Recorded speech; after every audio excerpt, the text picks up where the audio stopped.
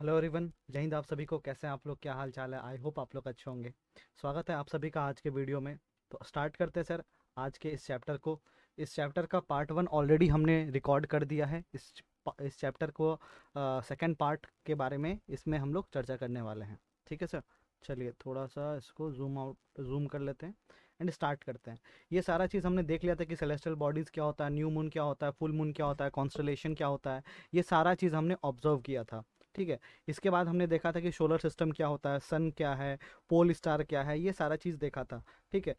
फिर हमने देखा था कि जो प्लैनेट्स हैं वो प्लैनेट्स कितने प्लैनेट्स हैं। टोटल 8 प्लैनेट्स हैं और 8 प्लैनेट्स का क्या नाम है वो नाम हमने याद किया था, किस ऑर्डर में वो प्रेजेंट है। सूरज से सबसे पहले सर आपको मरकरी देखने को मिलता है, फिर वेनस देखने को मिलता है, फिर आपको अर्थ देखने को मिलता है, फिर मार्स, फिर जुपिटर, फिर सैटर्न, फिर यूरेनस और फिर नेपच्यून। फिर हमने बात किया था कि रिंग वाला कौन सा प्लैनेट है जिसका रिंग होता है। तो 3 ऐसा प्लैनेट्स थे जिनका रिंग्स होता है, हमने देखा था इस चीज़ को भी। तो ये सारा चीज़ हमारा ऑलरेडी डिस्कस्ड किया हुआ है। आज हम लोग जो डिस्कस करेंगे वो है अर्थ के बारे में, हमारा प्यारा पृथ्वी के बारे में। ठीक है। तो earth is the planet where we all live. हम लोग जहाँ पे रहते हैं उस प्लैनेट का नाम है अर्थ। और ये जो अर्थ है ये जियोइड शेप का है। It is in the geoid shape. Geoid shape क्या होता है? तो जियोइड शेप लगभग लगभग से एक स्फेयर जैसा ही होता है। जियोइड ऐसे बोलते हैं, ऐसा स्फेयर जो कि बीच से ऐसा बल्ज हो, बीच से ऐसे बल्ज हो, बल्ज मतलब चौड़ा हो, और ऊपर से और नीचे से फ्लैट हो, चपटा हो। ऐसे शेप को हम लोग बोलते हैं जियोइड। Geoid shape. ठीक है, जियोइड शेप। तो हमारा जो पृथ्वी है, हमारा जो अर्थ है, अगर कोई पूछे what is the shape of earth, तो हमारा अर्थ स्फेयर शेप का नहीं है। हमारा अर्थ का जो शेप है that is geoid shape. Okay, I hope आपको ये बात समझ में आया होगा। चलो, तो the planet on which we live is earth. Earth is the third nearest planet to the sun. हमारा अर्थ जो है वो तीसरे नंबर पे आता है सर। मतलब सूरज से देखा जाए तो हमारा प्लैनेट जो है वो तीसरे नंबर पे आता है। सबसे पहले सबसे पहले मरकरी आता है, देन वेनस आता है, फिर थर्ड नंबर पे आता है हमारा अर्थ। इसके बाद अगर देखा जाए तो हमारा अर्थ जो है ये पांचवा सबसे बड़ा प्लैनेट है। फिफ्थ नंबर पे आता है on the basis of size. ठीक है। और हमने देख लिया इसका शेप क्या है, जियोइड शेप का होता है। ठीक है। हम लोग को जितना भी हीट है, जितना भी लाइट है, ये कहाँ से मिलता है? ये सारा चीज़ हमें मिलता है सन से। हमारा सन जो है वो नियरेस्ट स्टार है। हमारा सन जो है वो नियरेस्ट स्टार है। If we look at the earth from a great distance से the moon, it will appear to be shining such as the moon. अगर मान लो कि आप अर्थ को बहुत दूरी से देखते हो, फॉर एग्जाम्पल आप मून में बैठे हुए हो और आप अर्थ को देख रहे हो। अच्छा, अर्थ क्या ऐसे दिखेगा क्या? नीचे दिखेगा क्या? ऐसे नीचे करके देखोगे? नहीं सर। जब अगर आप मून के सरफेस पे बैठे हुए तो अर्थ आपको ऊपर दिखेगा, और ऊपर अर्थ आपको चमकता हुआ नजर आएगा। क्या अर्थ के पास अपना कोई हीट है, अपना कोई लाइट है? नहीं। सूरज के लाइट, सूरज के हीट के वजह से हमारा जो अर्थ है वो क्या करेगा सर? वो शाइन करेगा, वो ग्लो करेगा। ठीक है। The moon that we see in the sky is a natural satellite of the earth. हमारा जो चंद्रमा है, चंदा मामा, सूरज के मदद से वो ग्लो करता है। और चंदा मामा जो है वो हमारा एक नेचुरल सैटेलाइट है। ठीक है, वो हमारे पृथ्वी का नेचुरल सैटेलाइट है। अब आप बोलोगे sir what is the meaning of natural satellite?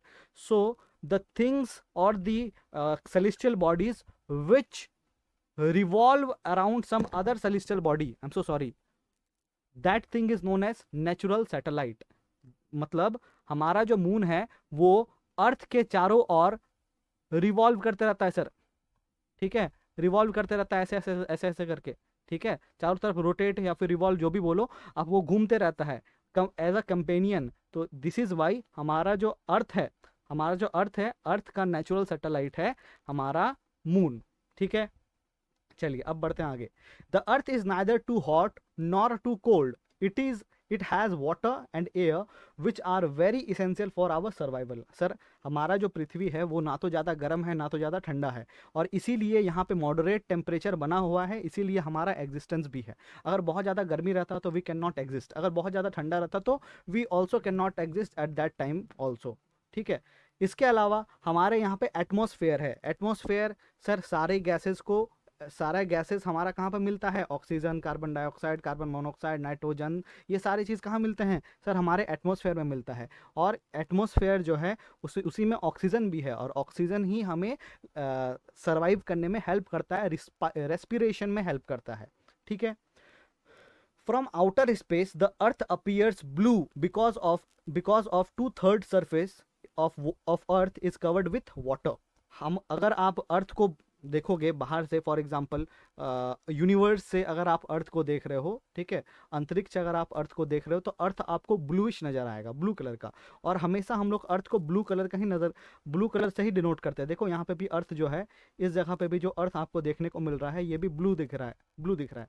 ऐसा क्यों? ऐसा इसलिए सर, ऐसा इसलिए हम लोग डिनोट करते हैं क्योंकि अर्थ जो है पूरे पूरे अर्थ में, पूरे के पूरे अर्थ का 2/3 हिस्सा पानी से भरा हुआ है, और पानी का कलर कैसा होता है, ब्लूइश होता है। तो इसीलिए हमारा जो अर्थ है वो ब्लू कलर का नजर आता है अगर हम लोग अंतरिक्ष से अर्थ को देखेंगे तो। ठीक है। Next, the moon. अब हम लोग मून, चंद्रमा के बारे में थोड़ा बात करते हैं। ठीक है। चंद्रमा, the moon. Moon is a natural satellite of the अर्थ। ठीक है, इतना तो बात हो गया। इसके अलावा एक और चीज आपको समझना पड़ेगा कि मून का जो डायमीटर है, मून का जो डायमीटर है, डायमीटर मतलब आई होप सबको समझ में आता होगा सर, रेडियस, ये R, R, 2r, that is d is equal to 2r, diameter. The moon's diameter is almost 1/4 of the diameter of the earth. मतलब मून का जो डायमीटर है वो अर्थ के डायमीटर के कंपैरिजन में 1/4 है, 1/4 है। दैट मीन्स ज्यादा बड़ा कौन है सर? सर ऑब्वियसली ज्यादा बड़ा हमारा अर्थ है। ठीक है। हमारा मून हमसे कितना ज्यादा दूर है? 3,84,400 किलोमीटर अवे फ्रॉम अस। ठीक है। और मून को हमारे चारों तरफ घूमने में कितना दिन का टाइम लगता है सर? 27 डेज का टाइम लगता है। मतलब पूरे पृथ्वी का एक चक्कर लगाने में कितना टाइम लगता है? 27 डेज का टाइम लगता है। ठीक है। अब जो लास्ट टॉपिक है वो है एस्टेरॉइड, मिटियोरॉइड्स, मिटियोर एंड मिटियोराइट। ठीक है। ये टॉपिक है, तो हम लोग उसको समझते हैं अलग से। सुनना ध्यान से, व्हाट इज एस्टेरॉइड? एस्टेरॉइड क्या होते हैं? हमारे यूनिवर्स में, हमारे सोलर सिस्टम में सेलेस्टियल बॉडीज तो होते ही हैं, लेकिन सेलेस्टियल बॉडीज के साथ साथ बहुत बड़े बड़े पत्थर भी होते हैं। ठीक है। बहुत बड़े बड़े पत्थरनुमा चीज़ें होते हैं। उन पत्थरनुमा चीज़ों को हम लोग, जो यूनिवर्स में एग्जिस्ट करता है, उसको कहते हैं एस्टेरॉइड्स। क्या कहते हैं सर? एस्टेरॉइड्स। ठीक है। ये जो एस्टेरॉइड्स हैं ये Mars and Jupiter, Mars and Jupiter के बीच का में एक एस्टेरॉइड बेल्ट है सर। उस एस्टेरॉइड बेल्ट में ये सारे एस्टेरॉइड्स पाए जाते हैं। मैं वो एस्टेरॉइड बेल्ट आपको दिखाता हूँ, ध्यान से देखिएगा। चलिए, आई होप यहाँ पे दिख रहा होगा आप लोगों को। ये है हमारा Mars, this is our Mars, this is Jupiter. और इन दोनों के बीच में यहाँ पे इस जगह पे आप देख रहे हो क्या लिखा हुआ है? Asteroid belt. जितने भी एस्टेरॉइड्स हैं, बड़े बड़े पत्थर हैं, वो बड़े बड़े पत्थर कहाँ पे घूमते रहते हैं सर? कहाँ पे रिवॉल्व करते रहते हैं? इन दोनों प्लैनेट्स के बीच में। ये एग्जाम में पूछा हुआ क्वेश्चन भी है, तो इसको याद रखिएगा। ठीक है। नेक्स्ट सर, इस एस्टेरॉइड से जब छोटा हिस्सा टूटता है, इस एस्टेरॉइड से जब छोटा हिस्सा टूटता है तो वो कुछ ऐसा होता है। ठीक है। इस एस्टेरॉइड से छोटा हिस्सा टूटा और कुछ ऐसा दिखा, इसको हम लोग बोलते हैं मिटियोराइड। क्या बोलते हैं? मिटियोरॉइड। दैट मीन्स एस्टेरॉइड पापा और मिटियोराइड उसका बेटा, छोटा सा। अभी तक ये यूनिवर्स में ही घूम रहा है सर। ठीक है। कभी कभी क्या होता है, ये हमारे एटमॉस्फेयर में एंट्री ले लेता है, और हमारे एटमॉस्फेयर में, हमारे अर्थ के एटमॉस्फेयर में आके घुस जाता है, और इसमें सर आग वगैरह भी लग जाता है। ठीक है। तो जब ये हमारे एटमॉस्फेयर में घुसता है तब इसको हम लोग बोलते हैं मिटियोर। क्या बोलते हैं? अच्छा सॉरी, तब हम लोग इसको बोलते हैं मिटियोर, मिटियोर, मिटियोर्स। और जब ये मिटियोर हमारे अर्थ के ग्राउंड पे गिर जाता है, अर्थ के ग्राउंड पे गिर जाता है, तब हम लोग इसको बोलते हैं मिटियोराइट। तब हम लोग इसको बोलते हैं मिटियोराइट, मिटियोराइट। ठीक है। मैं फिर से बता रहा हूँ, एक बारी ध्यान से सुनिएगा। सर पापा कौन था? पापा सबसे बड़ा एस्टेरॉइड है, जो कि मार्स और जुपिटर के बीच का जो ऑर्बिट है उसमें रिवॉल्व करते रहता है चारों तरफ।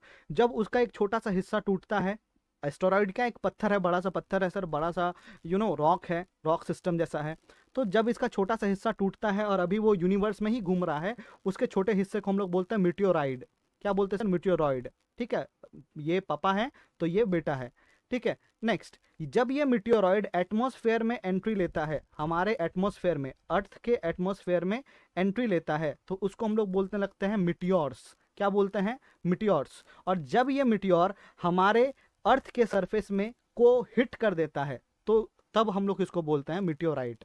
मैक्सिमम टाइप वो अर्थ के सरफेस को हिट नहीं करता है, क्योंकि जब वो एटमॉस्फेयर में एंट्री मारता है तो एटमॉस्फेयर में सर बहुत सारे गैसेस हैं, तो रविंग के कारण फायर लग जाता है। ठीक है सर।